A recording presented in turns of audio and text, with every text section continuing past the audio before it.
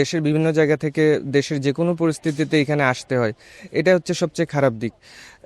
এখন ডিজিটাল যুগ, এখনকার সময়ে প্রত্যেকটা বিভাগে আলাদা আলাদা করে এক্সাম সেন্টারটা দেওয়া খুবই প্রয়োজন ছিল, কারণ দেশের অবস্থা সবসময় একরকম থাকে না।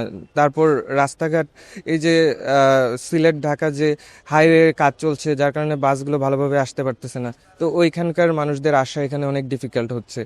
তো আমি মনে করি যে এটা একটা দিক যেটা বিসিপিএস এর হচ্ছে অবশ্যই নজর দেওয়া উচিত, যে প্রত্যেকটা বিভাগে যেন আলাদা আলাদাভাবে ক্যান্ডিডেটগুলো পরীক্ষা দিতে পারে। আসলে আমাদের যে ভোগান্তিটা, যে যে কালকে রাত্রে আছি শীতের মধ্যে মেয়ে নিয়া, খুব কষ্টকর ব্যাপার।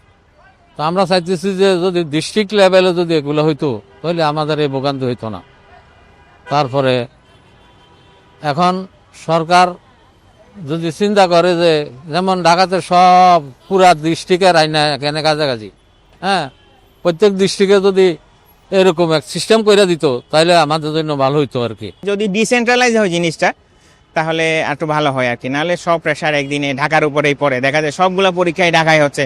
ব্যাংকের নিয়োগ বলেন, অন্যান্য সব নিয়োগ পরীক্ষা ঢাকায় হচ্ছে বেশিরভাগ। তাহলে ঢাকা সিটির উপরে অযথা একটা লোড পড়ে আর কি। এগুলো ডিসেন্ট্রালাইজ হয়ে গেলে অবশ্যই মানে সবার সুবিধা হবে আর কি।